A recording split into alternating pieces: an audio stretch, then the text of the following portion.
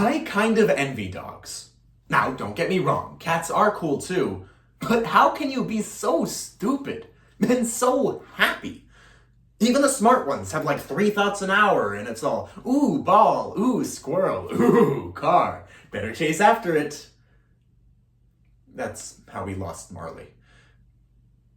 Here's a hot take. I don't actually think that dogs and humans are that different. Dog, stupid, stinky, and always distracted by everything. Human, have you ever been around a teenage boy? Have you ever been around a teenage boy? And, have you ever been around a teenage boy? But we all know it's not just the teenagers.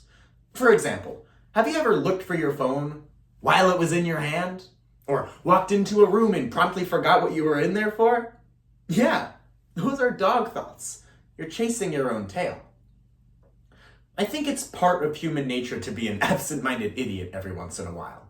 But what truly separates us from the rest of the animal kingdom is our ability to reason, think, and reflect. But more and more nowadays, it seems like we're getting lost in these dog-like distractions. Director George Lucas always said that your focus determines your reality. And I fear that in today's society, we've lost focus by constantly inundating ourselves with stimulus and noise.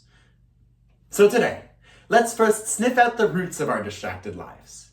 Then we'll expose the belly as to why these distractions are far more serious than they seem, before finally learning how to bury our problems. Because I don't think I can muster another one of these dog puns. In 1999, psychology professor Daniel Simmons conducted something called the Invisible Gorilla Experiment. Yes, it's as stupid as it sounds. Participants were asked to observe a group of people play catch and count the number of times a ball was thrown. Yet most of them missed the man in a gorilla suit who just strolled on in clear view. What this tells us is that when we're distracted, we don't address the gorilla in the room. But we all live in this cycle of distraction. Don't believe me? Let's play Never Have I Ever.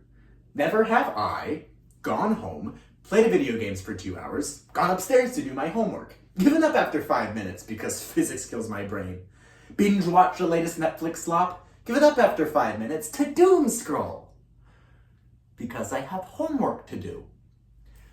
Process the fact that I actually have homework to do, and then do that homework while listening to music, which I know slows me down until 3 in the morning. Just me? Well, we all live fast, noisy lives. Even in our jobs, family medicine doctor Stephanie Brown states that technology has shifted us towards an infinite work potential. Because 40 years ago, you couldn't check your email on the toilet. But nowadays, we can work practically everywhere. But this leads us away from what is most important in our lives. Take blogger Jennifer Meir, who one day filled up a tub for her daughter, plopped her in, and then walked away to check her email. Her daughter decided that now was the perfect time to fall asleep in the tub and nearly drowned. Meir's little oopsie shows how problematic this can really be. These little pits of distraction, the plings and the plongs, the YouTubing while eating, the texting while driving, they're easy to get lost in. So we become absorbed in constant stimuli. But what concerns me the most isn't that health correspondent Emily Baumgartner found that constant noise, even at the low level, takes years off of people's lives. It isn't that recent Gallup polls found that stress levels are at an all-time high. It isn't even that professor of informatics at UC Irvine, Dr. Gloria Mark, states that our attention spans have halved in the last 2 decades. No. What concerns me the most is that we've lost a piece of ourselves in all the noise. Psychotherapist Noelle Bell states that our constant busyness means we never get out of autopilot. We lose our space to reflect. That's why a National Institute of Health study found that 75% of divorces have lack of commitment as a primary identified cause. Because we never give ourselves the time to be present. But it extends past that. You see, these distractions are more than just meaningless chatter, but rather sensationalized headlines, cries of doomsday. And when all news is breaking news, we can't process everything. So we go into autopilot. and we tune it out. And by doing so, we have become desensitized to abject human suffering, apathetic to the wars and destruction and legitimate human injustices carried out on a daily basis. Sociologist Zygmunt Bauman was right. This incessant noise is dehumanizing, because we've gotten so used to reading about tragedy that we forget that people in pain are people too. My biggest concern in all of this is that it's far more than just a man in a gorilla suit. By being on autopilot, seeing without looking, hearing without listening, existing without reflecting. I fear we've ultimately forgotten how to be human. And I realized I had forgotten too. Just this last year, when I was accepted into my top university. Now, don't get me wrong, it felt great. But what now? I had spent the last 4 years of my life tirelessly doing everything I could to get myself to this moment. And now that I was here with no immediate goal in sight, I realized I had spent so long going through the motions without thinking that I forgot what I actually liked to do. This is my last speech. Was it even worth it now that there was no benefit to my resume? I mean, surely there was something I wanted to say. I realized I needed to reflect. So I turned down the lights, put away anything that buzzed, and I contemplated. For 3 hours, I sat there. And so finally, it hit me. This was never about colleges. In fact, speaking might have been the least efficient thing I've ever done. Spending hours wrangling a speech into shape for it to never win anything. But that was never why I continued. It was about meeting new people from across the country.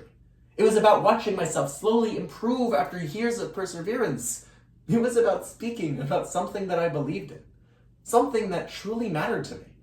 And all the highs and lows that came with that. And I get it. It's super corny. But it's true. Despite all the suits and formalities, speech and debate helped me retain a part of my childhood. And that is far more valuable than any trophy I could have gotten. And all of that, just from 3 hours with myself.